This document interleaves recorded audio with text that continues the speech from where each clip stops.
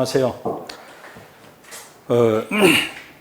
대한사랑 대전 지부에서 개최하는 대한사랑 강좌, 제가 오늘은 여기에 있듯이 한민족의 뿌리 역사와 홍산 문화에 대해서 말씀을 드리겠습니다. 이 홍산 문화라는 것이 1980년대 이후에 중국의 동북 지방에서 만리장성 동쪽, 북쪽 지방에서 엄청난 유물이 쏟아지고 있습니다. 그런데 이제 중국 사람들은 그 홍산 문화를 가지고 자기들의 문화가 유구하다는 것을 자랑을 하려고 하고 있어요. 중국 사람들은 전통적으로 황하 문명이 이 동북아 문명의 뿌리라고 얘기를 해왔어요. 근데 황하 문명이 기원전 한 4,500년 정도밖에 안 되거든요. 그러다가 이제 1970년대에 양자강 유역에서 하모도 문화라는 것이 발굴이 됐어요. 그게 한 기원전 5,000년 정도 됩니다. 이제 그때까지만 해도 중국 사람들은 중국이 황하뿐만 아니라 양쯔강, 양자강 양쪽에서 문화가 시작되었구나, 이 정도로 생각을 하고 있었는데요. 1980년대 이후에 만리장성 바깥쪽인 만주, 내몽골 지역에서 홍산 문화가 엄청나게 쏟아지게 되었습니다. 그런데 중국의 역사책에는 그 홍산 문화를 일으킨 주인공들에 대한 기록이 하나도 없어요. 중국의 역사책에는. 그러니까 이제 중국 사람들은 야, 이거 신비의 왕국이다, 이렇게 이제 얘기를 하다가, 이게 중국 사람들도 이게 우리 한민족의 문화라는 것을 알았습니다. 그러니까 자기들의 문화는 기원전 4,500년, 5,000년밖에 안 되는데 지금 이 홍산 문화라는 것이 기원전 9,000년까지 나가니까 일본 사람들이 일제시대 때 우리 민족의 역사는 기원전 2,000년, 3,000년 막 올라가는데 자기들 역사는 기원 전으로 시작을 하니까 한국의 고대사를 말살하기 위해서 식민사학의 특징이라는 것이 고대사를 부정하고 국조를 부정하는 거거든요.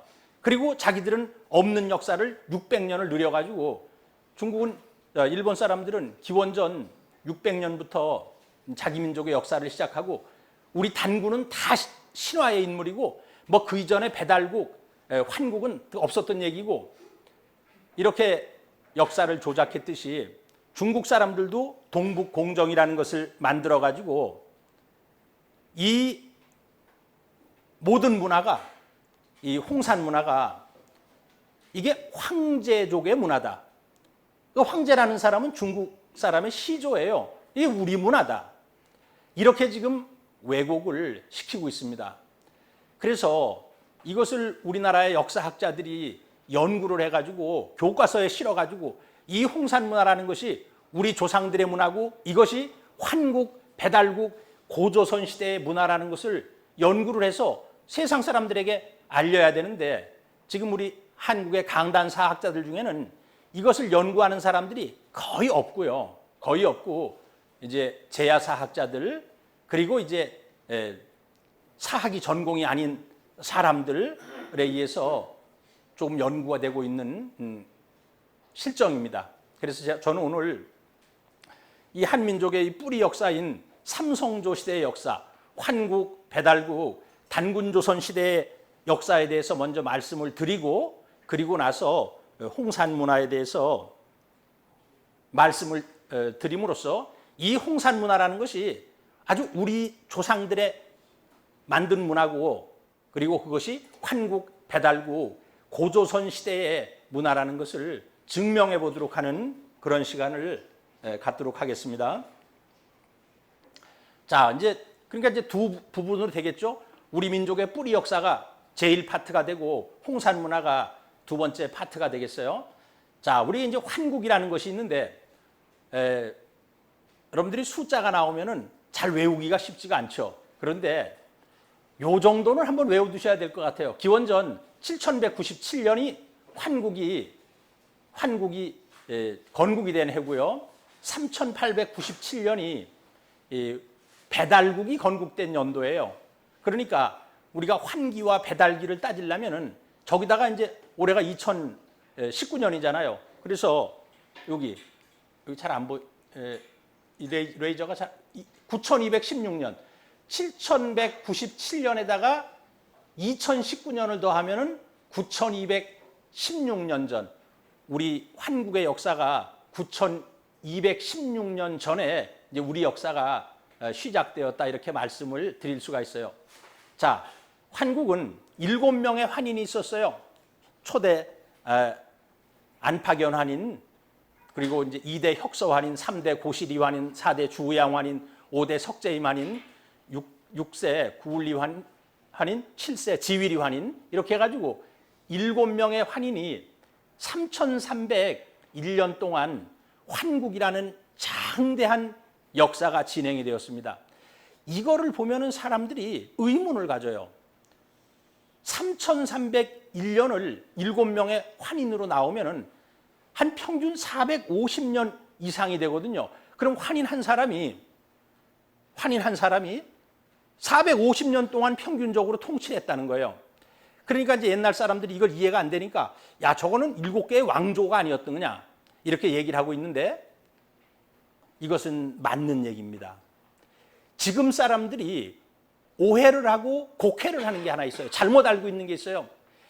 이 옛날 태고시대 사람들은 구석기 시대, 신석기 시대를 살아오면서 돌을 깨는데 몇만 년, 구석기 돌을 갈면서 몇천 년, 이렇게 구석기, 신석기 시대는 미개했던 시대라고 얘기를 하고 있지만 그 시대는 물질 문명은 발전해 하질 못했지만 정신 문명에 있어가지고는 고도로 발달했던 시대고 인간의 수명이 굉장히 오래 살았던 시대입니다. 성경을 보면은 여러분들이 아담이 몇 살을 살아요? 930살을 살았다고 나와요. 아담이 930살. 아담의 7세 손인 노아라는 사람은 그 사람은 자기의 제자 에녹이라는 사람이 365살을 살아요. 에녹의 아들인 무두셀라라는 사람이 969살을 살아요. 그 아들인 라멕이라는 사람이 777세를 살고 아담의 10세 손인 노아, 라멕의 아들이 950세를 살았다. 아브라함도 175세를 살았다. 이런 구절이 나오고 있고요. 저는 뭐 이제 황제내경이라는 원서를 전공을 하고 있는데 거기에 보면은 제 소문에 제 1편이 상고 천진론이 있는데 거기에 보면 그런 구절이 있어요. 옛날에는 진인이 있었다. 진인. 근데 이 진인이라는 사람은 수명이 천지와 더불어 동일하다. 그 밑에 지인이 있었는데 중고시대에는 그 사람들도 수명이 그렇게 길었다. 그리고 이제 성인 시대가 있었다. 하고에는 그다음에 현인 시대가 있었다.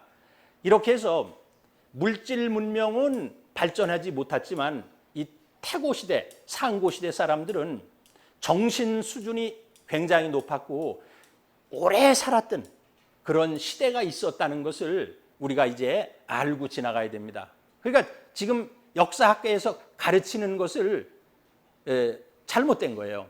태고 시대, 상고 시대에는 인간이 무병장수하는 그런 신선의 시대가 있었다는 겁니다. 자, 환국은 무병장수를 누린 이 황금 시대였고요. 자, 그럼 환국이 정말 있었느냐? 삼국유사의 그 고조선조를 보면은 석유환국이다. 옛날에 환국이란 나라가 있었다. 그리고 남북이 오만리고요. 동서가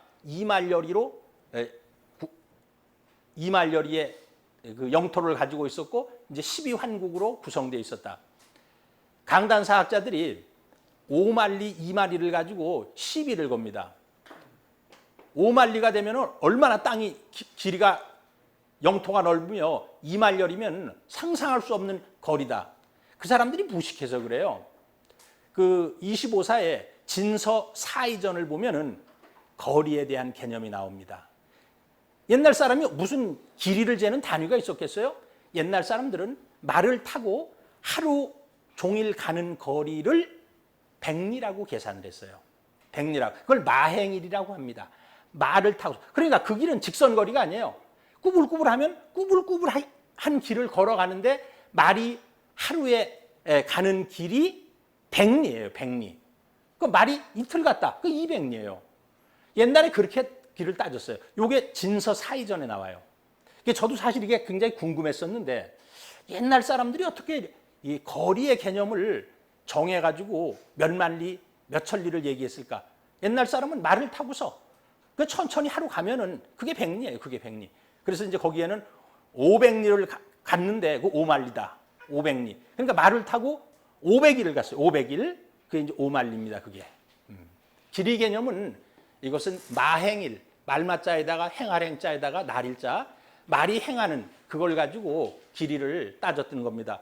자, 여기 이제 12환국이 있는데요. 12환국은 비리국, 양운국, 구막한국, 구다천국, 일군국, 우루국, 객현왕국, 구모액국, 매구여국, 산하바국, 그 선비국, 그다음에 수밀리국.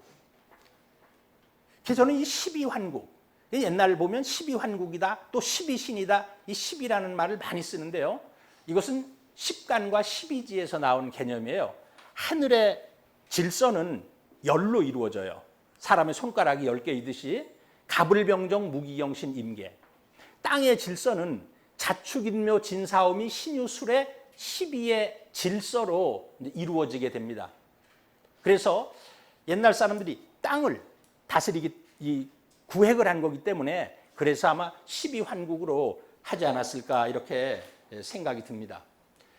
자, 환국의 이주민이 건설한 이제 수메르 문명이다. 서양 사람들은 서양 문명의 시작이라는 것이 어디에서 시작했느냐 하면은 지금의 그 이라크 지방인 메소포타미아, 티그리스 강과 유프라테스 강이 사이에 있는 이제 메소라는 건 강 사이의 땅이라는 거예요. 메소포타미아. 거기에서 그 기원전 5,000년 전부터 기원전 2,000년까지 한 3,000년 동안 수메르 문명이라는 것이 엄청나게 발전을 했고 여기에서 서양 문명이 시작이 되었다. History begins at 수메르. 역사라는 것은 수메르 문명에서 이제 시작되었다. 이렇게 그 서양 사람들이 얘기를 하는데 이 12환국 중에 이 수미리국이 있고요. 우루국이 있어요. 그런데 우리 12환국 중에 수미리국과 우루국이 있었잖아요. 이 사람들이 이 메소포타미아 지방으로 이동을 해서 수메르 문명을 건설했다라는 증거가 엄청나게 발견이 되고 있습니다. 서양 사람들은 이제 수메르 문명을 서양 문명의 뿌리, 뭐 그들은 인류 문명의 뿌리라고 생각을 하죠. 왜냐하면 이 동방 문명을 모르고 있기 때문에 이 수메르 문명을 인류 문명의 뿌리라고 얘기하는데 여기에서 우리가 설명을 하겠지만 이 환국의 이주민들이 서방으로 이주를 해서 이 수메르 문명을 건설을 했다는 그런 증거가 참 많이 나옵니다. 이것은 이제 이 샤무엘 노아 크레머라는 사람도 이 펜실베니아 대학의 교수였는데 히스토리 비긴스의 수메르, 역사는 수메르에서 시작한다 해서 39가지의 그 최초의 사건을 기록을 했어요. 이거 우리나라에도 번역이 되어 있습니다. 이 책이. 자, 그러면은 서양 사람들이 인류 문명의 뿌리라고 여기는 이 수메르 문명과 수메르 문화와 우리 문화의 그 유사성에 대해서 한번 살펴보면요. 수메르의 그 창세 신화를 보면은 후두부, 우리 그 머리의 뒤쪽 후두부가 평평했고 검은 머리의 사람들이다. 블랙 헤드드 피플이었다. 이런 기록이 이제 나와요. 우리하고 아주 굉장히 유사한 민족이고요. 수메르어와 한국어는 동일한 교차어입니다. 지금 지구상에서 이 교차어를 쓰는 데는 일본어, 한국어, 그다음에 이제 우랄 알타이어 계통에서 이제 교차어를 쓰는데 이 교차어라는 것은 토씨를 활용하는 거예요. 나는 나에다가 는을 붙이잖아요. 당신을 당신에다가 을을 붙이고 말이에요. 이런 식으로 돼 있는 것이 교차어라고 하는데 수메르어와 우리 한국어가 유일한 그 교차어다 하는 것이 그 대형 백과사전에도 있고요. 그다음에 이제 같은 단어가 100가지가 넘는다고 합니다. 아빠, 엄마, 사람, 아우, 뭐 달, 북 이런 것이 동일하고요. 육십진법을 사용했는데요. 육십진법이라는 것은 십간과 십이지를 결합하면은 갑자을축 병인종묘 해서 임술 개해까지 60갑자가 나오는데 이것은 십간 십이지에서 나오게 되는 거예요. 환국시대 때 십간과 십이지가 있었습니다. 제가 이제 앞으로 써야 될 논문 중에 하나가 이 십간 십이지의 기원에 대해서 제가 한번 써보려고 지금 자료를 조사를 하고 찾고 있는데요. 지금은 육십진법은 우리가 시간의 단위에서 쓰고 있죠. 1시간이 60분, 1분이 60초. 지금은 이제 거기에서 정도만 60을 쓰고 있고, 먼저 김상일 교수 강의를 듣고 얘기를 하는데, 영국의 여왕 이름이 그 엘리자베스 여왕이잖아요. 엘리자베스라는 뜻이 60이라는 뜻이래요. 그러니까 이제 서양에서도 그 어떤 육십진법에 대한 60에 대한 기록이 지금도 이제 전해 내려오고 있는 거예요. 이건 뭐 수메르 문명의 그 영향이겠죠. 그다음에 이제 그 육십진법 다음에 태음력을 썼다 이렇게 돼 있는데 제가 그걸 뺐어요. 지금 우리나라에서 쓰고 있는 음력은 태음력이 아니에요. 그것은 음양합력 또는 태양력이라고 얘기를 하는데 수메르 사람들도 태양력을 썼을 가능성, 달력이 있었어요. 달력이 있었는데 태양력을 썼으리라고 생각이 듭니다. 그리고 이제 결혼 전에 함을 지는 풍속이 있었다 그래요. 이거 우리하고 지금 똑같아요. 그 다음에 수메르 왕들은 상투를 틀었어요.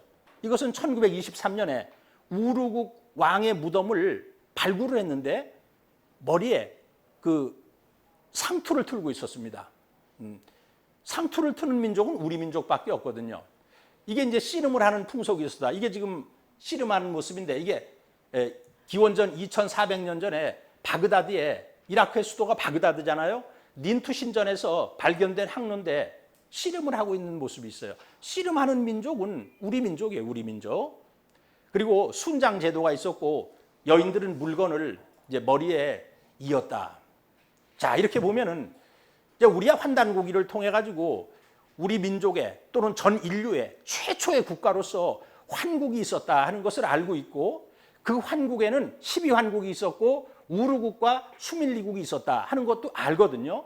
그런데 이제 서양 사람들은 이걸 모르고 인류 문명의 뿌리는 수메르 문명에서 시작되었다.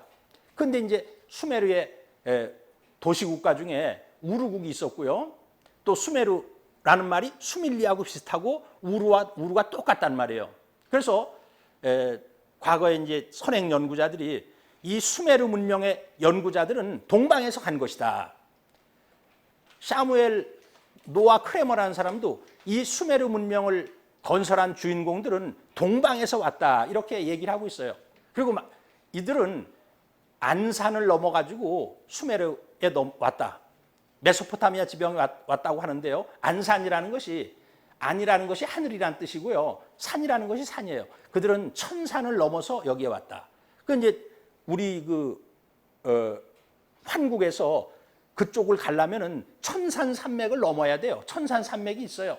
천산을 넘어갔다 하는 것도 우리가 확인을 할 수가 있습니다. 그래서 이 서양 사람들이 인류 문명의 뿌리라고 여기는 이 수메르 문명은 환국의 우리 민족의 최초의 국가, 더 나아가선 전 인류의 최초의 국가, 그 바이카로 주위에 있었던 이 환국의 이주민들에 의해서 건설된 문명이다 하는 것을 확인해 볼 수가 있습니다. 그 다음에 이제 그 배재대학교 손성태 교수가 저하고 고등학교 동창인데 걔가 서바나어를 전공을 해가지고 안식년 때 미국과 이제 멕시코 이런 데를 가서 그 토착민들을 멕시코의 그 토착민들을 대상으로 언어를 많이 조사를 했어요. 많이 조사를 하니까 이 멕시코 원주민의 언어가 이렇게 되어 있다는 거예요. 다마티니.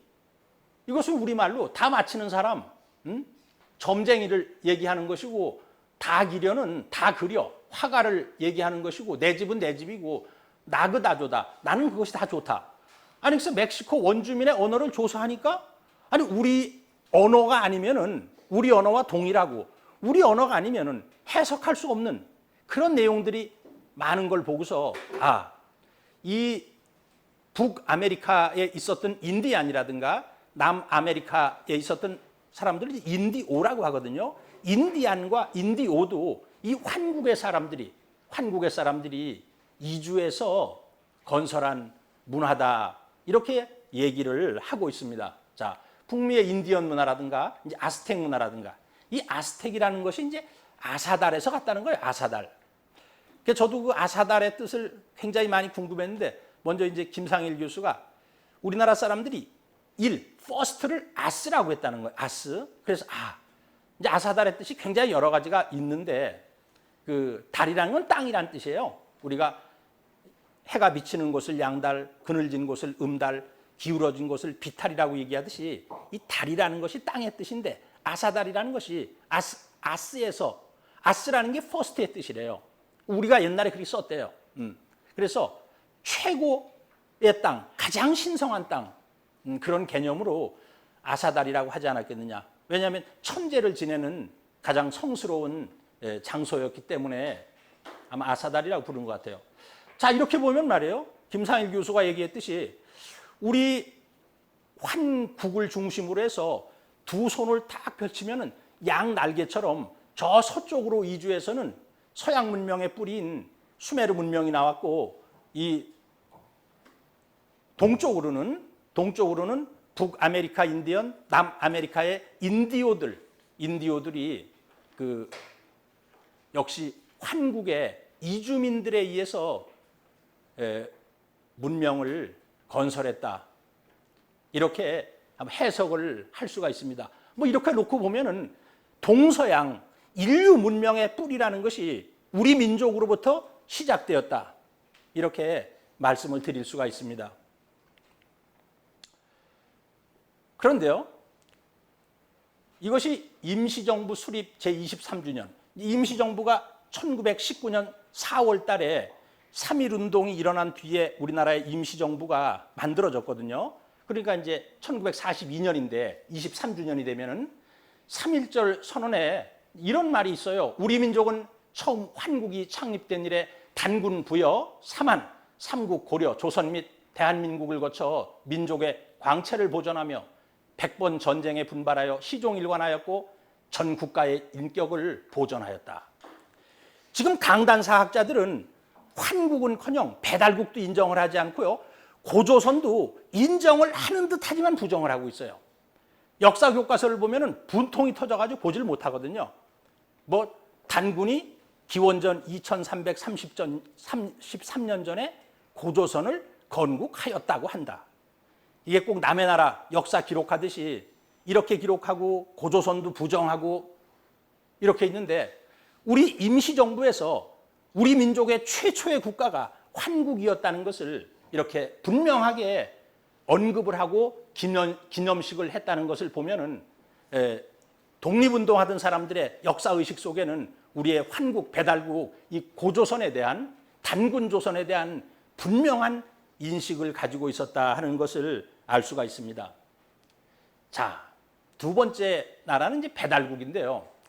이 배달이라는 뜻은 하늘의 광명이 비친 밝은 땅의 나라.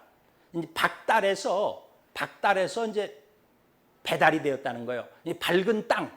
이제 그것이 배달. 어떤 사람은요, 그냥 우리 민족은 광명을 숭상했기 때문에 해달에서 배달이라는 말이 나왔다. 최근에 그런 구절을 읽었어요. 왜냐하면 명도전에 이 고조선 시대 화폐가 명도전인데 지금 국사교과서에서는 전부 그게 연나라 때 화폐라고 전국시대 때 화폐라고 하고 있거든요. 근데 중국 사람들도 이건 우리 연나라의 화폐가 아니다. 중국 사람들이 그렇게 얘기를 하는데 한국 교과서에는 이게 중국 연나라의 화폐다. 그 문자가 많이 쓰여져 있어요. 근데 한자가 아니에요, 그게. 한자가 아니에요. 국사교과서는 뭐 고쳐야 될 게 수없이 많지만 명도전 그림이 많이 나오거든요. 근데 이제 명도전이 왜 명도전이냐면 해와 달이 그려져 있어요, 거기에. 해와 달이. 그 해와 달을 이게 해달이 배달이다. 이렇게 이제 해석을 하더라고요. 그 명도전을 연구하는 학자가. 그래서 야, 그 굉장히 내용이 좋다. 이렇게 생각이 들었는데요. 두 번째가 이 배달국인데 이제 3897년부터 2333년까지 18명의 환웅이 있었고요. 1565년 동안 배달국이 지속이 됐어요. 우리는 이제 배달의 후손이라고 하는데 환국의 인구가 증가하고요. 기후가 변화했어요. 지금 역사를 연구하는 사람들은 기원전 6000년 전부터 이 북방의 기후가 급속도로 변하기 시작했다고 합니다. 그러면 어떻게 이주를 해야 되거든요. 살던 곳이 날씨가 추워지고 그리고 인구가 증가하면은 새로운 땅으로 이주를 해야 되는데 한웅천왕께서 이 풍백과 우사와 운사와 이 문명 개척단 3000명을 거느리고 우리나라 백두산에 오셔가지고 배달국을 세우고 신실을 여셨는데요. 그때 이제 원주민인 호족이 있었어요. 원주민인 호족은 호랑이를 토템으로 하는 부족이에요. 그 다음에 그 두 번째 온 민족이 웅족이에요. 곰을 토템으로 섬기는 그런 부족이 있었는데 그 두 부족이 서로 불화를 하고 사이좋게 지내질 않았습니다. 그 다음에 이제 세 번째 다시 거기에 간 우리 환족, 환웅천왕께서 그 두 부족을 교화를 할 때 그 교화를 웅족은 받아들여 가지고 환족과 결합을 해서 우리 배달족이 형성이 되고 호족은 추방을 했다. 근데 지금도 말이에요. 국사 교과서를 보면은 무슨 곰과 호랑이가 사람이 되려고 동굴에서 마늘과 쑥을 먹고서 노력을 했다. 그래서 곰이 뭐 사람이 되어가지고 어쩌고 저쩌고. 환단고기를 보면은 웅호이족이라고 나오거든요. 웅과 호의 두 부족이다. 또 웅여호 양가다. 이렇게 해서 곰과 호랑이라는 것은 토템을 얘기하는 것이죠. 우리나라가 월남전 때 맹호부대를 월남에 파견했어요. 그때 신문에 뭐라고 났냐면 맹호향월이다. 그러면 100년, 1000년 뒤에 그 용맹한 호랑이가 월남에 갔다고 해석을 해야 됩니까? 그럼 맹호부대가 한 거예요. 맹호부대가. 그때 신문에 맹호향월이라고 신문에 그렇게 났어요. 맹호향월이라고. 그래서 지금도 이 강단사학자들 역사 교과서를 보면은 이게 또 뭐 단군 신화라 그래가지고 곰과 호랑이가 사람이 되려고 노력을 했다. 어떻게 곰과 호랑이가 사람이 될 수가 있어요? 잘못된 거죠. 그것은 곰을 토템으로 하는 부족과 호랑이를 토템으로 하는 그 부족을 얘기했던 건데 이게 곰과 호랑이가 되니까 우리 민족의 고대사가 신화와 전설이 돼버려요. 신화가 돼버리고 저것을 곰과 호랑이를 토템으로 하는 부족이라고 하면은 우리 민족의 역사가 실제 있었던 역사로 이제 바뀌게 되는 거예요. 그래서 우리가 단군 신환 이런 말을 아주 써서는 안 되는데 이 강단사학자들은 단군 신화 해서 우리 민족 7000년의 역사를 신화 시대로 왜곡을 하고 있습니다. 18명의 환웅 중에 아주 가장 유명했던 환웅이 14세 치우천왕, 자오지천왕인데 2002년 우리 월드컵을 통해 가지고 그때 붉은 악마, 치우천왕의 상징인 붉은 악마를 통해서 이 치우라는 분이 우리 민족의 조상이다 하는 것까지는 알려져 있는데 환단고기에 보면은 14대 자오지 천왕입니다. 그래서 환단고기를 보면은 사도 청구국이라 옮길사자 도읍도자 청구국 이 14세 자오지 천왕은 청구국에 도읍을 옮겼다 이렇게 돼 있어요. 그래서 청구국이 어디냐면은 청구국이 초기 청구국과 후기 청구국이 있어요. 이게 지금 우리 저기 한반도고요. 여기 이제 요동반도고 이게 이제 레이저가 안 나가는데 잘 희미해서 안 보이는데요. 저기 대릉하 상류 저기가 초기 청구국이에요. 초기 청구국이에요. 저기에 황제가 와가지고 공부를 중국의 시조라고 하는 황제가 와서 공부를 배워갑니다. 포박자라는 책이 있어요. 포박자가 4편 외편으로 되어 있는데 4편 18편 지진을 보면은 옛날에 황제가 동방에 청구국에 가서 치우천왕의 그 스승인 자부 선생으로부터 가르침을 받아서 사막내문경을 받아가서 중국에 가르쳤다라는 기록이 있어요. 황제가 청구국에 와가지고 공부를 배워갔다는 기록이 중국 사람 포박자에 나옵니다. 포박자에 나와요. 그러니까 황제가 배달국 시대 때 와서 공부를 배워간 것은 이 초기 청구국인 바로 저 자리예요. 대릉하 상류 지역이에요. 그 다음에 이제 후에는 산동성으로 옮겨요. 여기 발해를 건너면 바로 산동성이거든요. 그래서 여기가 후기 청구국이에요. 저기 환대현, 광묘현, 수광현, 박흥현, 이제 그 지역이 그 후기 청구국 자리인데 치우천왕의 무덤이 산동성 문상현에 있어요. 저는 1990년대 뭐 대한민국 사람으로는 거의 두세 번째로 제가 한번 가봤을 거예요. 누가 한 사람이 치우천왕 무덤을 갔다 왔더라고요. 산동성. 그래서 그 자료를 가지고 저 혼자 중국 산동성에 가서 치우천왕 무덤을 갔던 적이 있는데 지금은 이제 잘 해놨어요. 산동성 문상현 남항진에 치우천왕의 무덤이 있습니다. 그러니까 치우천왕의 말년의 주 무대는 산동성이에요. 저 산동성, 강소성, 절강성, 복권성 이 서해바다를 연접하고 있는 중국의 모든 성들은 중국 땅덩어리가 아니었습니다. 그게 다 우리 고조선의 땅이었고요. 이 산동성만 해도 이건 고조선의 영토였습니다. 여기에서 고인돌도 많이 나오고 여기에서 비파형 동검도 많이 나오고 그러고 있어요. 그런데 지금 역사 교과서를 보면은 산동성에는 안 그려요. 비파형 동검하고 고인돌 같은 걸 안 그려놔요. 그들의 머릿속에는 산동성은 우리 땅이었을 리가 없다. 이런 전제가 깔려 있어요. 산동성에서도 많이 나옵니다.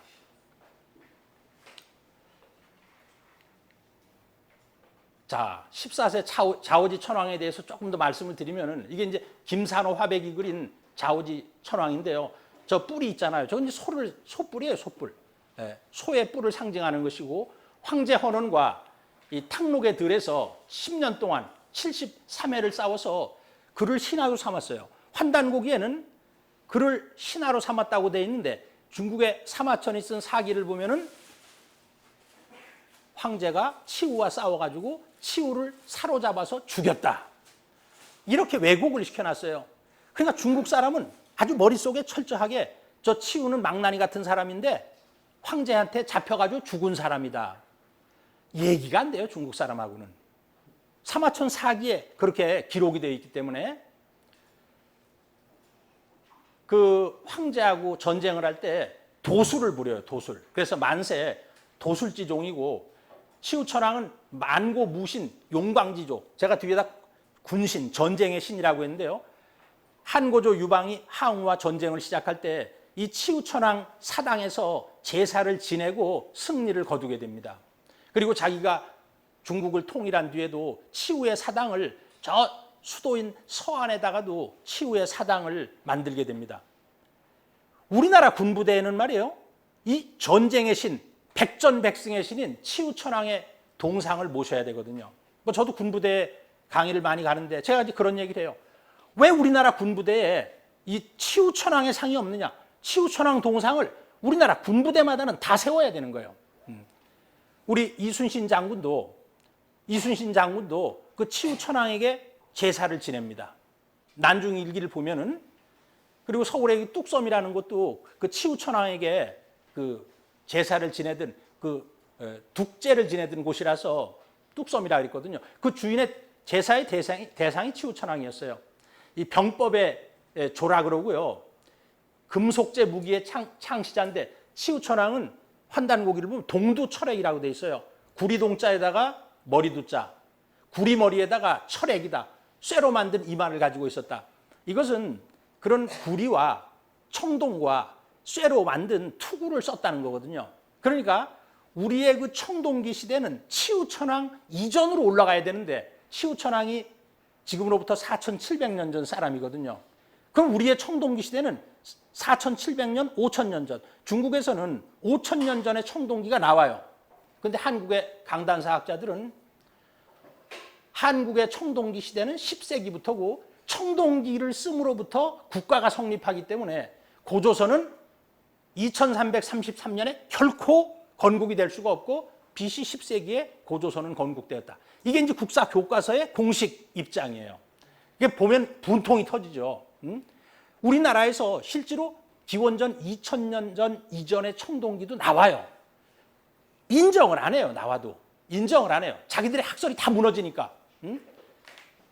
우리나라의 그 청동기는 치우천왕으로부터 시작되었다고 봐야 되고요. 지금으로부터 4700년 전부터 우리 민족은 청동기를 썼어요. 구리, 우리가 구리 다 아시잖아요. 구리동자. 그 구리라는 말이 구려족이 만들었다. 원래 구려를 려자를 리르도 읽어요. 우리 민족이 만들어가지고 그래 구리라 그랬어요. 쇠를 누가 만들었느냐? 쇠금변에다가 동방이자, 지금 소위 말하는 거 오랑캐 이자, 동방이자를 쓰면 그게 철이에요. 그러면 철을 누가 만들었어요? 우리 민족이 만든 거예요. 이 쇠금변에 이 이자 있잖아요. 이 이자를 이걸 철이라고 읽어요. 그래서 철도 사실 우리 민족이 처음 만드는 거고 청동기도 우리 민족이 최초로 만든 겁니다. 요거는 이제 중국 산동성 거야현에 있는 치우 견비총인데 지금 들리는 소문에 의하면 이걸 없앴다 그래요. 중국에서. 저 치우 견비총. 네, 지금 이것을 없앴다고. 제가 옛날에 이제 그 치우천왕 그 프로그램 만들 때 중국에 갔을 때는 이게 있었거든요. 중국 사람들은 이 통일적 다민족 국가론을 주장을 해가지고 이게 중국 북경 서쪽 하북성 탕록시에 있는 귀근원 중에서도 3조당인데 가운데다가 황제 헌원, 좌우에다가 치우천왕하고 염제 신농씨를 이렇게 모셔가지고 이제 자기들의 조상이다. 치우도 우리의 조상이다. 뭐 중국 사람들은 말이에요. 뭐든지 다 내 거다 이거 다. 모든 게 이렇게 역사를 왜곡을 하고 있습니다. 그다음에 이제 고조선, 단군조선, 기원전 2033년에서부터 기원전 238년까지 47명의 단군이 있었고요. 2096년 동안 영년이 지속이 되었습니다. 자, 위서의 운하대. 이건 삼국유사 고조선 쪽에 있는 얘기인데요. 위서, 왕침이라는 사람이 쓴, 왕침은 그 삼국시대 때, 중국 삼국시대 때 위나라 사람이에요. 왕침의 위서의 이 운 이르기를 내왕 이천제, 과거 2000년 전에 저 이천제 할 때 제는 해제자예요. 천제 이루의 기회다. 그럼 아주 천년에 한 번 만날까 하는 기회다. 이천제 할 때 제는 해제자예요. 자, 과거 2000년 전에 유 단군왕검이 단군왕검께서 계셔가지고 입도 아사달하시고 도읍을 아사달에 정하시고 개국호 조선하시니 나라를 열어 조선이라고 이름하셨으니 여고동시라. 욘임금과 더불어 같은 때다. 여고할 때 이제 고자는요. 이 고라는 것은 그 여요동시, 욘임금과 동시인데 고려의 3대 임금이 정종인데 정종의 이름이 요예요. 요, 왕요. 그러니까 고려시대에는 임금의 이름을 쓰질 못해요. 그 요자를 못 쓰고 높을 고자로 대신 쓴 거예요. 그래서 여동시인데 이제 여고동시라고 쓴 거예요. 그래서 이거는 우리가 쓴 게 아니고 중국 사람이 쓴 글이에요. 중국 사람이 쓴 글에 그 당시에 2000년 전에 단군이라는 분이 계셔가지고 아사달에 도읍을 하고 고조선을 건국했다라는 것을 중국 역사 기록에 있어요. 근데 한국 사람들은 단군을 부정해요. 고조선을 부정합니다. 참 이게 일제 식민사학의 이 폐해라는 것이 지금 해방이 된 지 80년이 넘었는데도 지금까지도 그 굴레를 벗어나고 있지를 못합니다. 고조선은요, 이제 삼한관경제를 썼어요. 삼한관경제를.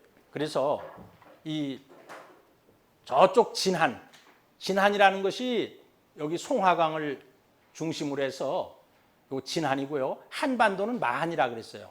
그 다음에 이제 이 중국, 이 북경을 중심으로 해서 산동성 전체를 이제 번한이라 그랬어요.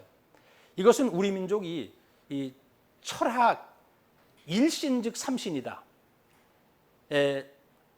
하나는 본체인 하나는 작용을 할 때는 세수로 작용을 한다는 천부경의 철학을 가지고 있었습니다.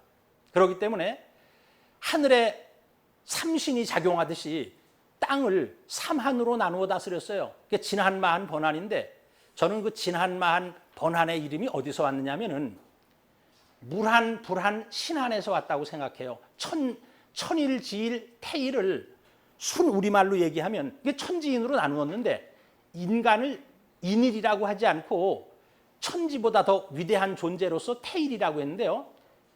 천에 해당하는 것이 물입니다. 물. 천일생수. 그 물한. 물한에서 마한이 온 거예요. 지일은 지생화. 불, 파이어. 불한에서 변한이 왔고 이 태일에서 신한인데 저 신이라는 것은 아주 가장 크다는 뜻입니다. 단재 신채호 선생이 그렇게 해석을 했어요. 그래서 원래 이제 신한으로 읽어야 되는데 지금 뭐 진한으로 많이 읽기 때문에 이제 진한으로 읽고 있어요. 삼한 중에서 중심지가 어디겠어요? 천지보다 더 소중한 것이 인간이기 때문에 진한 땅에 대단군이 계시고 마한과 번한 땅에는 부단군을 두어가지고 통치를 했어요. 이것을 삼한관경제라고 얘기를 하고 있습니다. 그래서 고조선은 삼한관경제를 썼어요. 삼한관경제를. 진한, 마한, 번한 자체가 고조선이에요. 그것이. 근데 지금의 이 강단사학자들은 그 철학을 모르기 때문에 이걸 인정을 하고 있질 못하고 저 남사만, 저 김해에는 변한이 있었고 경주에는 진한이 있었고 저 익산에 그 마한이 있었다. 그 남사만의 역사라는 것은 뭐 근 200년밖에 안 되거든요. 그게 194년부터 이제 망한 나라가 좀 시간이 다른데 하여튼 AD 전후에서 다 망하거든요. 길어봤자 한 200년 남사만 지속이 됐는데 강단사학자들은 그거밖에 몰라요. 그거 전에 원고조선 자체가 이제 우리가 북사만이라고 하는데 그게 단군조선이었습니다. 자, 진조선은 이제 수도를 3번 옮기게 되는데요. 자, 고조선의 이제 변천 과정은 우리가 제1왕조 송화강 아사달 시대라 그래요. 그 하얼빈에 도읍을 했었고 초대 단군으로부터 21대 소태 단군 때까지 1048년간 지속이 되는데요. 서거정이 쓴 동국 통감을 보면 단군의 영년은 1048년 지속이 되었다. 이렇게 얘기를 하고 있어요. 맞는 얘기예요. 그건 제1왕조 시대를 얘기하는 거예요. 그리고 이제 22대 색불루 단군에서부터 43세 물리 단군 때까지 제2왕조, 요게 백악산 아사달 장춘에 도읍을 했는데 860년 동안 지속이 됐어요. 그래서 1048년에다가 860을 더하면 1908년인데 삼국유사를 보면 단군의 수명은 1908세였다. 이게 제1왕조, 제2왕조를 합한 겁니다. 장춘이라는 것은 원래 순 우리말로는요. 원래 늘봄이에요. 거기가 늘봄. 그래서 늘봄을 한자로 써서 눌견, 말씀원변에 안내자, 볼견자, 눌견. 눌견이라는 것이 이게 늘봄이라는 뜻이고 저거를 한자로 음역을 해가지고 장춘이다. 항상 봄이다. 원래 우리말은 우리는 늘봄이라고 불렀어요. 단군 조선 시대 때. 거기에 이제 860년 동안 도읍을 했고요. 44세 물리단군부터 고열가 단군 때까지 188년간 지속이 되다가 기원전 238년에 단군 조선은 이제 종말을 고하고 그 1년 전에 해모수 단군께서 북부여를 건국을 해가지고 북부여의 시대가 진행이 됩니다. 아마 이제 다음에 뭐 저한테 또 부탁을 하면은 북부여의 역사, 그 부여가 이제 8개가 있거든요. 부여가 아마 거기에 대해서 한번 해볼까 하는 그런 생각을 갖고 있어요. 그래서 이 고조선은 말이에요. 제1왕조, 제2왕조, 제3왕조, 1048년, 860년, 188년 이렇게 해서 2096년 동안 지속이 됩니다. 저 장단경 아사달은 개원인데요. 개원. 요거 심양. 제가 이 심양에서 교환 교수로 1년 동안 살았는데 요 심양 동북 쪽에 있어요. 동북 쪽에 지금 개원시예요. 중국말로는 10개 자에다 근원원자 카유엔 거기가 이제 그 장단경 아사달인데 이병도 같은 사람은 뭐 장단경 아사달은 우리나라 황해도 장단지방이다. 이런 그 엉터리 얘기를 해가지고 우리 역사가 너무너무 회복 불가능하게 되어 있습니다. 자, 그래서 우리의 그 환국 3301년, 그 다음에 배달국 1565년, 단군조선 2096년, 요것을 다 더하면은 6962년이 나와요. 2년. 근데 요 환국 배달국 1년이 중복되고 배달과 조선이 1년 중복돼서 이를 빼야면은 6960년 삼성조 시대 환국 배달국 고조선 단군조선 시대는 40년 모자르는 7000년입니다. 6960년 지속이 됐어요. 근데 이제 중국의 교과서를 보면은 이 기자조선, 이 조선반도는 상나라 말년 기자이에 개척되었다 해서 이 기자조선을 자꾸 넣으려고 하는데 우리의 그 역사에는 기자조선이라는 것은 존재하지 않습니다. 이 기자는 요것은 중국 산동성 조현에 있는 기자묘인데요. 기자묘. 중국에서도 이렇게 방치를 하고 있고요. 기자는 여기에 그 서화현이 있는데 요 이제 서화현이 여기 기자 독서대가 있어요. 기자가 여기에 살았고 그다음에 요 태원에 처음 제후로 봉해졌었고요. 그래서 이 기자라는 사람은 한반도에 온 적도 없어요. 한반도에 온 적도 없는데 그 사마천 사기에 그 뭐 봉 기자우 조선이다. 기자를 조선에 봉했다. 이런 잘못된 얘기가 한마디 있어가지고 중국의 대만 교과서는 그 기자가 조선 반도를 개척했다고 이렇게 이제 잘못된 역사를 기록을 하고 있습니다. 자, 이제 한민족의 뿌리 역사, 삼성조 시대의 역사에 대해서 이제 말씀을 드렸어요. 6960년의 역사를 말씀드렸고요.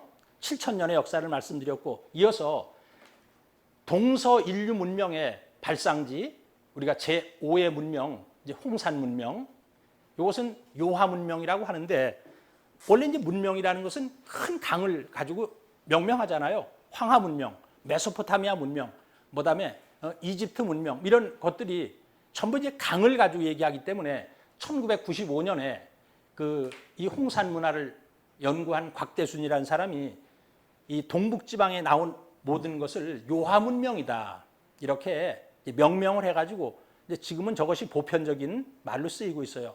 우리나라 이영구 교수는 발해연안 문명이다 이런 표현을 썼는데 그것도 좀 어폐가 있어요. 왜냐하면 발해연안보다는 오히려 그 내몽골 자치구에서 이제 주로 문명이 발굴이 되기 때문에 문화가 발굴이 되기 때문에 저도 이영구 교수의 발해연안 문명 옛날에 쓰다가 이것을 포괄하기가 어렵다고 생각을 해서 저도 이제 그건 뺐어요. 이것이 이제 적봉에 있는 내몽골 자치구 적봉에 있는 홍산인데요. 이게 전부 그 갈철광으로 돼 있어가지고 이게 전부 붉게 모습을 하고 있다고 그럽니다. 이 산에 돌인데 바위가 전부 붉게 빛나고 있어요. 그래서 그 도시 이름도 적봉이에요. 붉을 적자 써서. 그리고 이제 이 문명도 홍산 문명이라고 명명을 했어요. 자, 중국은 요하 문명을 통해 동아시아 고대사를 송두리째 중국의 역사로 편입하려고 시도를 했습니다. 1994년에 저 소병기라는 사람이 요하 문명이 중화민족의 시조인 황제족의 문화라고 이제 주장을 했거든요. 요 사람 전에 이민이라는 사람이 이 홍산 문화는 조이족의 문명이다. 세조자 이제 동의할 때 이자. 그런데 이 소병기가 이 얘기를 한 뒤에는 그런 연구는 싹 없어져 버리고 전부 홍산 문명은 황제족의 문명이다. 이렇게 이제 얘기를 하는데요. 그러면 황제족의 문화라고 하면 무슨 문제가 생기느냐 하면은 만주족, 몽고족, 여진족, 조선족, 거란족 하여튼 뭐 그쪽에서 동북지방에서 나온 모든 민족은 다 황제의 후손이 되는 것이고요. 조선족, 우리 대한민국 사람, 중국의 동북공정에 따르면은 우리도 황제의 후손이 되고 있어요. 우리가 황제의 후손입니까? 우리 단군의 후손이지. 근데 중국은 이렇게 역사를 이제 왜곡을 하고 있고요. 이걸 이제 우리가 바로 잡아야 되는데 뭐 강단사학자들한테는 참 기대하기가 어렵습니다. 요하 문명의 유물을 통해서 세계사를 다시 써야 한다고 주장을 하고 있는데 맞는 얘기예요. 요하 문명을 통해서 정말 인류의 시원사, 인류의 문명사를 새로 써야 됩니다. 중국 사람들은 중화 문명의 근원이 황하 문명이라고 생각했거든요. 근데 황하 문명보다 3, 4천 년이 앞선 문명이 나오니까 시작이 될 수가 없잖아요. 그러니까 이 요하 문명이 인류 문명의 어떤 동북아 문명의 뿌리가 되고 인류 문명의 뿌리가 되는데 이것은 이제 중국 사람들은 속지주의, 자기 나라 영토에 있기 때문에 이것이 우리의 문명이다, 우리 거다 이렇게 얘기를 하고 있어요.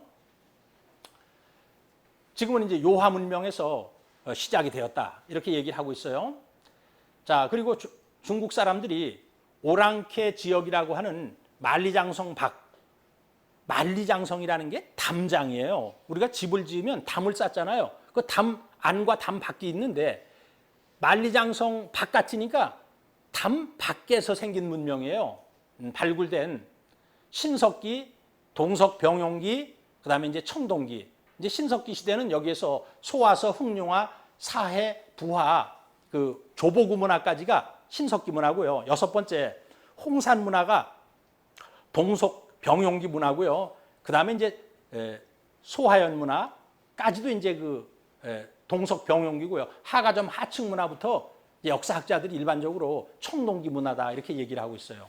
그래서 환국, 배달국, 이 고조선 시대에 이것은 우리의 문명입니다. 우리의 문화입니다. 소화서 문화, 흑룡화 문화, 사해, 부화, 조보구 문화, 저기까지가 환국 시대의 문화고요. 홍산 문화, 그것이 배달국 시대의 문화가 되고요. 이제 소하연 문화까지 뭐 들어가죠. 그다음에 이제 하가점 하층 문화부터는 단군 조선 시대 때의 문화가 됩니다. 이것은 4번 환국, 배달국, 이건 고조선 시대의 이건 우리 문화입니다. 중국 사람들은 요순 시대 때 동북지방에 동북지역에 문명 대국이 있었다 이런 말을 쓰지 고조선이 있었다 이런 얘기를 이제 하질 않습니다. 그리고 중국의 역사책에는 이와 관련된 내용이 하나도 나오질 않아요. 그래서 그 사람들이 홍산 문화를 발굴하고는 이것은 신비의 왕국이다 이렇게 얘기를 하고 있습니다. 자, 그러면은 이제 그 첫 번째 이제 소하서 문화. 자, 서기전 7,000년에서 6,500년, 그럼 플러스 2,000년을 해야죠. 지금으로부터 9,000년 전에서 8,500년 전의 문화예요. 전기환국 시대의 문화입니다. 1987년 내몽고의 오한기라면 이제 현이에요, 저게. 오한기 현에 맹극하라는 조그만 강이 있어요. 목두 영자향, 목두 영자라는 것은 마을이란 뜻이에요. 이제 목두 마을, 그 향에서 향은 이제 그 단위의 행정 단위. 소화서촌에서 발굴되어 가지고 1987년에 이제 소화서 문화라고 명명을 했는데요. 이건 동북아시아 최고의 신석기 문화 유적지입니다. 지금까지 한 40여 군데서 발견이 됐어요. 그 대표적인 것이 오한기의 소화서, 유수산, 설양, 적봉시의 임서현의 백음장암 유지, 요령성 사해 유지, 사해 문화도 따로 있고 그 사해 유지에서 또 소화서 문화도 나온 거예요. 요령성 남부의 마가자 유지, 양고화 유지. 그래서 이 전기환국 시대의 이게 문화고요. 지금으로부터 9,000년 전에서 8,500년 전이고 동북아 최고의 가장 오래된 신석기 문화라고 얘기할 수 있어요. 이제 이때 토기가 발굴이 되는데 민무늬 토기 또는 빗살무늬 토기가 나오게 됩니다. 그래서 민무늬 협사 갈색 통영관, 소면이라는 것이 이제 무늬가 없는 협사, 그 모래가 섞인 갈도, 갈색의 그 토기, 통형 관이다.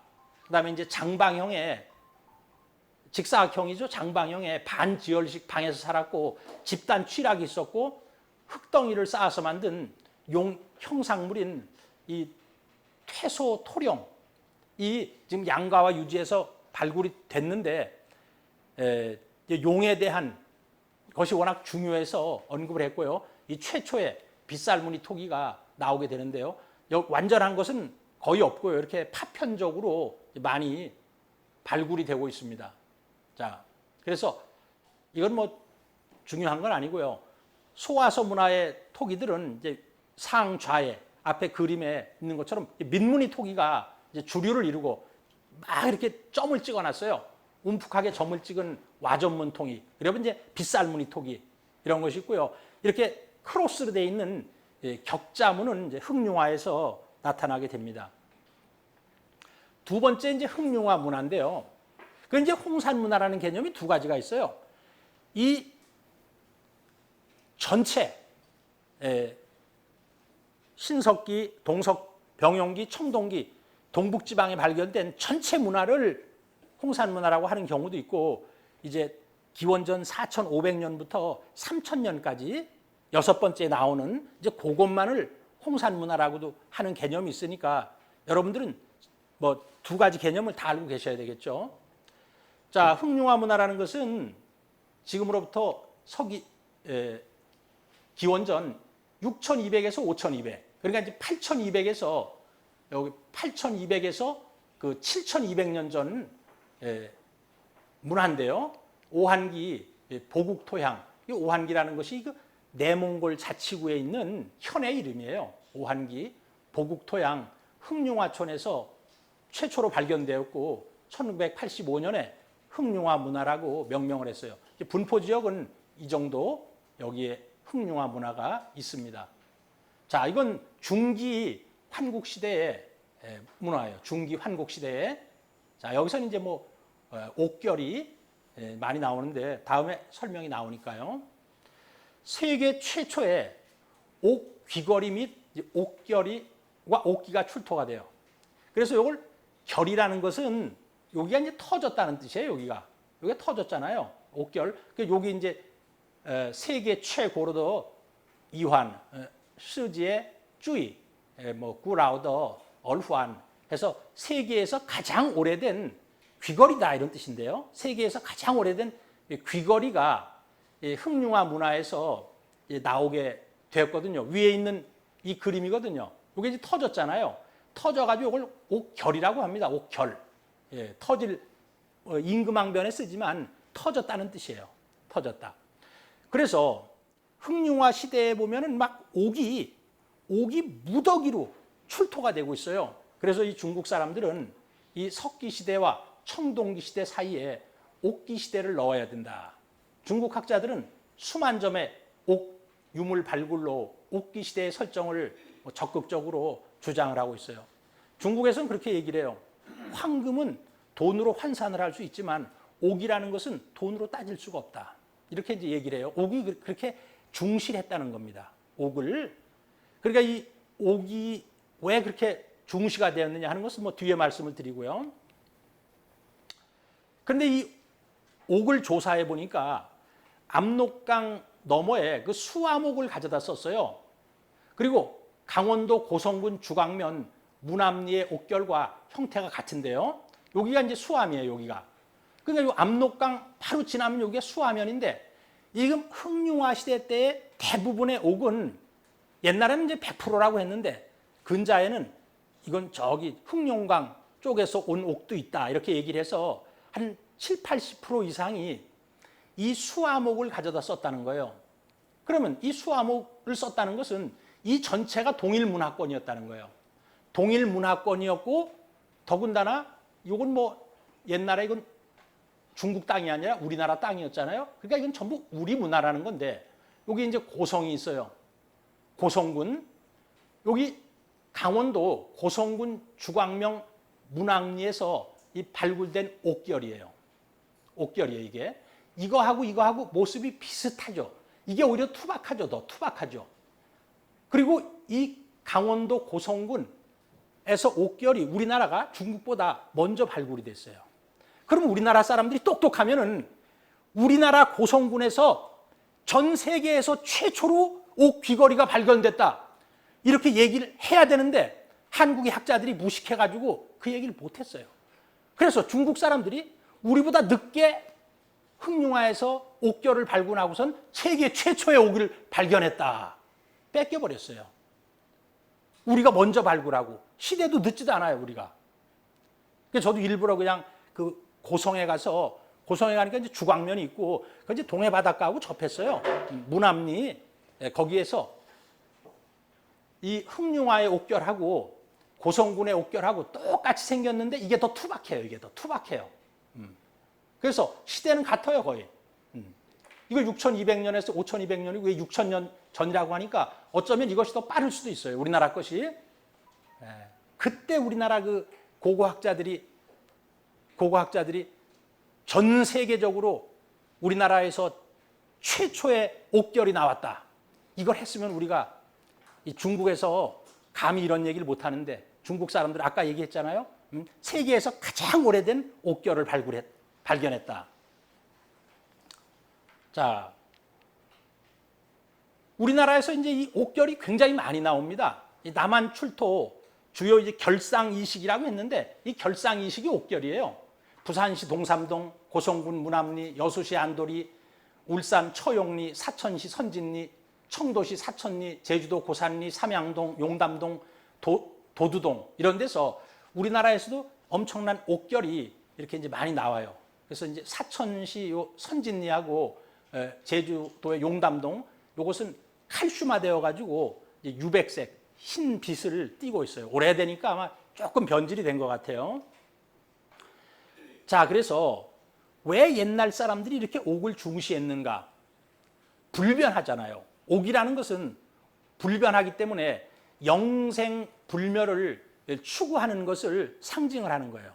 둘째로는 주역의 그 설계전을 보면은 건의옥이다. 하늘이라는 것은 상징하는 것이 옥이다.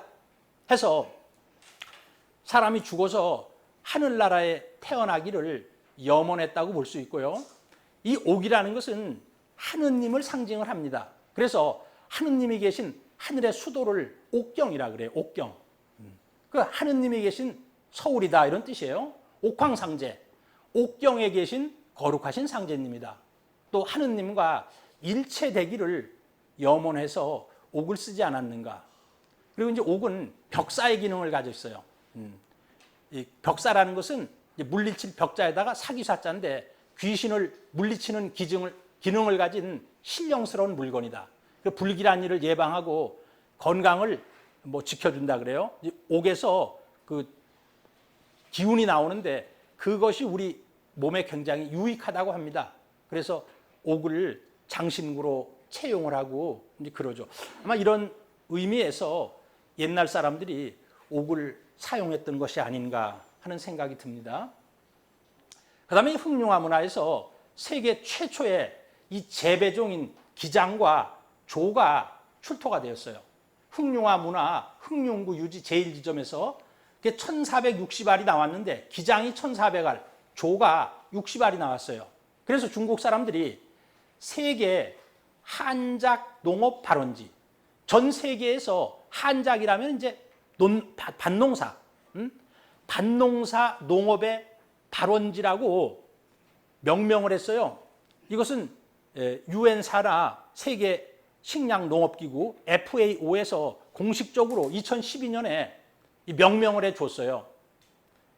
그래서 우리가 이 실질적으로 밭농사를 시작한 민족이 우리 민족인데 중국 사람들이 영예를 가져갔고요.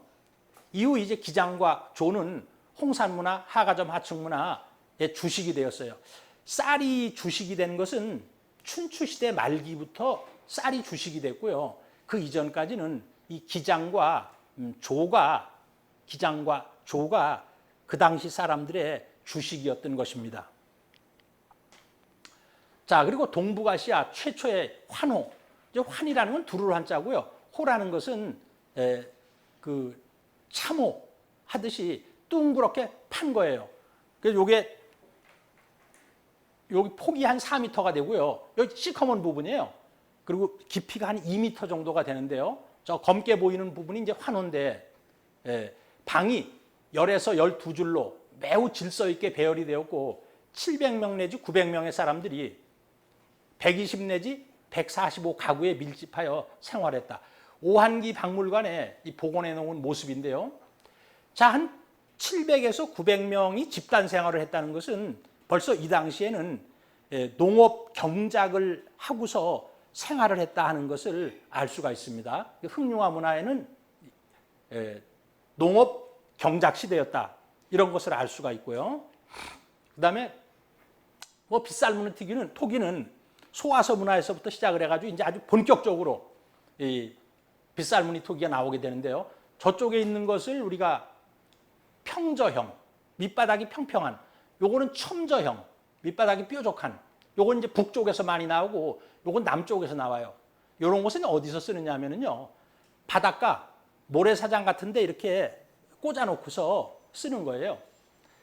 그런데 이 빗살무늬 토기에 대한 신비를 잘 풀지를 못했거든요. 그런데 이 계명대학교의 김양동 교수는 고대 토기의 줄무늬는 태양 광선을 그릇에 새겨놓은 것이라고 하면서 이 전체를 보면 해와 햇빛을 이제 형상화한 것이다. 해는 신을 상징하고 햇빛은 신성을 상징을 하고 있거든요. 그래서 이 빗살무늬 토기를 왜 그렸느냐 하면은 저게 1000년, 2000년도 아니고 몇천 년 동안 토기에다가 저렇게 빗살무늬 토기를 그렸다면은 이것이 무슨 상징과 의미를 가지고 있거든요. 근데 그것을 모르다가 이제 이 계명대학교의 김양동 교수가 그걸 처음으로 얘기를 한 거예요. 그래가지고 이 빗살무늬 토기를 거꾸로 엎어놓고서 이 컴퓨터를 가지고 저 무늬를 한번 재현을 해봤더니 이런 무늬가 나왔어요. 이런 무늬가 나오고 또 이런 무늬가 나왔어요. 이 두 개를 가지고 하니까. 그러니까 이 가운데 있는 것은 이것이 태양이에요. 가운데 둥그런 게 태양에서 빛이 방사되는 모습이에요. 그래서 빗살무늬 토기를 엎어놓고 바닥 쪽에서 보여지는 햇살무늬를 컴퓨터 그래픽으로 구현한 그림인데 중심의 태양에서 빛이 사방팔방으로 뻗어나가는 모습을 하고 있어요. 그래서 이 당시의 사람들은 정신적으로 광명을 숭상하고 빛을 숭상했던 민족이다. 그러면 이 광명을 숭상하고 빛을 숭상한 민족이 어느 민족이냐면 우리 민족이에요. 그래서 우리나라 사람들은 국호가 9번 바뀌었는데 전부 광명을 나타내요. 환국은 그거 뭐 한자하고도 상관이 없고 환하다. 또 그걸 환자로 풀어도요 굉장히 의미가 있어요. 오른쪽 걸 먼저 하면은 한일자, 날일자, 한일자. 하늘과 땅 사이에 태양이 나무 목자, 동방에서 떠오르는 모습이 한자로 풀어도 광명을 나타내고 있어요. 우리말로도 환하다. 밖에 나가니까 밤에 달이 떠가지고 환하더라. 그래서 환국은 환한 광명의 나라라는 뜻이고요. 배달국이라는 것은 하늘의 광명이 비친 밝은 땅의 나라라는 뜻이고, 조선은 조일선명, 아침에 태양이 선명하게 빛난다. 부여라는 것은 어둠을 물리치고 먼 동이 뿌옇게 밝아온다. 그 다음에 고구려는 고대광녀, 높고 크고 빛나다는 뜻이다. 그 다음에 대진국은 동방진자니까 동방에 태양이 떠오른다. 뭐 고려조선, 지금 대한민국인데 한에는 한 30여 가지의 뜻이 있지만 거기에는 광명하다는 뜻이 있어요. 우리 민족은 정월 대보름날, 또 정월 초하룻날, 추석 때 해맞이 달맞이를 하거든요. 그러니까 이 광명을 숭상한 민족이 만든 토기가 빗살무늬 토기예요. 이게 바로 우리 민족이 이걸 만들었다 하는 그런 증거가 되겠습니다. 그 다음에 이제 홍룡화 문화의 7번째, 동북아 최초의 그 적석청. 이게 적봉시 임서연의 백음장한 적석묘인데요. 이제 땅 속에다 석관을 묻고 덮개돌을 위에 덮고 그 다음에 이제 적석을 하고 주위에 여기 보면 동그랗게 돼 있잖아요. 요게 동그랗게. 요게 이제 석관을 둘렀어요. 이거는 이제 돌을 그냥 쌓아놓은 거고. 그래서 이 적석묘라는 것은 흑룡화 문화에서 기원해서 홍산 문화의 대표적인 묘자가 되고 하가점 하층 문화, 하가점 상층 문화를 거쳐 고구려, 백제, 가야, 신라, 일본으로 이 적석총 문화가 전달이 됩니다. 아까도 얘기한 빗살무늬 토기는 중국에서는 하나도 안 나와요. 저 중국 황하 유역에서는 하나도 안 나와요. 적석총이 중국에서는 하나도 안 나와요. 그러니까 이 어떤 적석총 문화라든가 빗살무늬 토기를 쓴 민족은 이건 바로 우리 민족의 직계 조상이라는 것을 알 수가 있습니다. 그 다음에 이제 동북아 최초의 석인상이 나오는데요. 저 임서연의 저 서문유지에 있고요. 이거 보면 남자 같아요, 여자 같아요? 여자 같죠? 이게 이제 발굴될 때 화덕 뒤쪽에 있었거든요. 그러니까 아마 이 여신은 여성신이고 아마 조상신으로서 그 집안의 수호신의 역할을 했던 것으로 보입니다. 그러니까 지금 이 가부장적 제도, 남성 문화가 시작된 것은 아마 2000여 년 전, 지금으로부터 또는 뭐 3000여 년 전에, 뭐 더 올라가면은 한 4000여 년 전에 시작이 된 것이고 그 이전에는 모계 사회가 주된 사회였다 하는 것을 알 수가 있습니다. 흑룡화 문화 시대는 당연히 모계 문화 사회였어요. 그래서 그 집안의 수호신이라든가 조상신도 여성을 위주로 상을 만들어 놓았습니다. 자, 이렇게 해서 이제 흑룡화 문화인데요. 흑룡화 문화가 기원전 6200년 전에서 5200년까지예요. 그 사해 문화는 5600년이면 그냥 흑룡화 문화 속에 들어가 버립니다. 그래서 지금은 이제 이 사해 문화를 안 따져요. 흑룡화 문화 속에 넣는데 옛날에는 만들었어요. 기원전 5600년 전에부터 이제 사해 문화가 있었다. 요령성 이 부신시의 사해 유지에서 1982년에 발견됐어요. 그리고 1994년 돌로 만든 용 형상의 석퇴 소령, 돌을 쌓아서 만든 그런 이 소는 이제 이런 그 돌 같은 것을 쌓아서 만든 용의 형상이다. 그래서 이제 중국 사람들은 이게 중화제일용, 이게 길이가 한 20m, 저 넓이가 한 1에서 2m, 이런 큰 데는 2m가 되고 요 작은 데는 1m가 되고요. 중국 사람들은 자기들은 용의 후손이라고 얘기합니다. 우리는 용의 후손이다. 중국의 모든 문화는 전부 이제 용을 위주로 설명을 해요. 그러면 용 문화의 원적지가 어디냐? 우리 민족이에요, 우리 민족. 중국 사람들이 용 문화를 우리 민족 거를 갖다가 자기들이 그 주인공인 양 행세를 하고 있는 거예요. 용봉이라는 것은 원래 하느님을 대행해서 지상에서 천자를 상징하는 동물이 용과 봉이었고 우리 민족이 그것을 썼었고 그것을 중국의 그 황하 문명 쪽으로 들어가서 중국 사람들이 우리의 문명, 우리의 상징을 갖다가 자기 것처럼 쓰고 있는 거예요. 지금 이 홍산 문화, 이 사해 문화 이런 것은 우리 민족의 유적이지 중국 민족의 유적이 아닌 것입니다. 중국 사람들은요, 뭐 용만 발굴됐다 그러면은 난리를 쳐요. 그래가지고 뭐 기념물을 세우고 해가지고 천하제일용이다, 중화제일용이다. 여기도 지금 중화제일용이라고 이렇게 지금 이름 명명이 돼 있잖아요. 이것은 사해 문화에서 이 퇴적물로서 이 용 형상이 발굴이 되었어요. 그다음에 이제 각종 옥기, 이건 옥결이죠. 이건 옥비라 그래요. 옥비, 옥결이고 흑룡화 문화가 발견되기 전까지는 이게 천하제일옥이라 그랬어요. 천하제일옥. 그러다 이제 흑룡화 문화가 나오니까 이제 쑥 들어가 가지고 그런 말을 안 쓰고 있어요. 그다음에 이제 요화제일촌. 근데 뭐 흑룡화 문화에서 환호가 발굴되고 그랬잖아요. 그러니까 지금 이제 이런 말을 못 써요. 지금은 옛날에 쓰던 말이에요. 그래서 지금의 중국 학자들은 2012년부터 사해 문화를 흑룡화 문화에 포함을 시켜서 얘기를 하고 있지 사해 문화를 별도로 떼어서 설명을 하고 있지를 않습니다. 자, 네 번째가 부하 문화인데요. 기원전 5200에서 5000년, 그러니까 지금으로부터 7200년 전에서 7000년, 역시 중기 환국 시대예요. 1957년 파림좌기, 파림좌기. 지금 이제 그 중심지가 임동진인데요. 좌라는 것이 동쪽이에요. 임동진의 그 부하진에서 북쪽이에요. 파림좌기 북쪽에 부하진 호이토향 부하구문촌에서 처음으로 발견됐어요. 1962년에 굉장히 빠르죠. 이거는 부하문화라는 명칭이 생겼는데 가장 오래된 이제 복골이 발견이 됐어요. 복골이라는 건 점치는 뼈라는 뜻이에요. 점치는 뼈.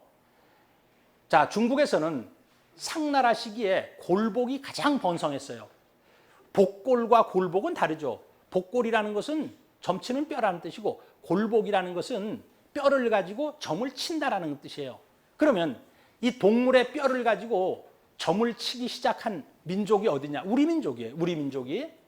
근데 중국에서는 이 주나라 이후에는 시초점이나 서죽점 대체되어 사라졌어요.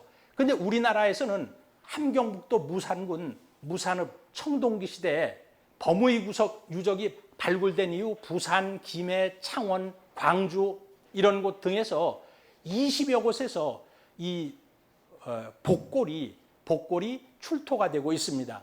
이런 걸 보더라도 이 뼈를 가지고 이제 이 견갑골, 짐승의 견갑골이라든가 이런 것을 이제 구멍을 뚫어놓고 불에 태워요. 그럼 금이 가거든요. 쭉쭉 가면은 그걸 가지고 점을 치는 건데 이것을 최초로 쓴 민족도 우리 민족이었습니다. 조보구 문화. 자, 조보구 문화가 이제 후기 환국 시대입니다. 그래서 소화소 문화는 전기 환국 시대고 두 번째부터 흑룡화 문화, 뭐 사회 문화, 부화 문화 거기까지는 중기 환국 시대고요. 이게 이제 조보구 문화는 후기 환국 시대예요. 자, 오한기 고가와포양 조보구촌에서 1982년에 최초에 발굴되었는데요. 여기서 특별한 것은 이 중화제일봉. 요게 모습이 이게 이제 봉황의 모습을 하고 있다는 거예요. 이 사람들이 그냥 봉황이라고 한 것이 아니라 모든 그 여러 자료를 종합을 해서 이것은 봉황의 모습이다 해서 최초의 그 봉 형상의 토기가 발굴이 되었고 이것을 중국 사람들이 중화 제일봉이라고 얘기를 하고 있습니다.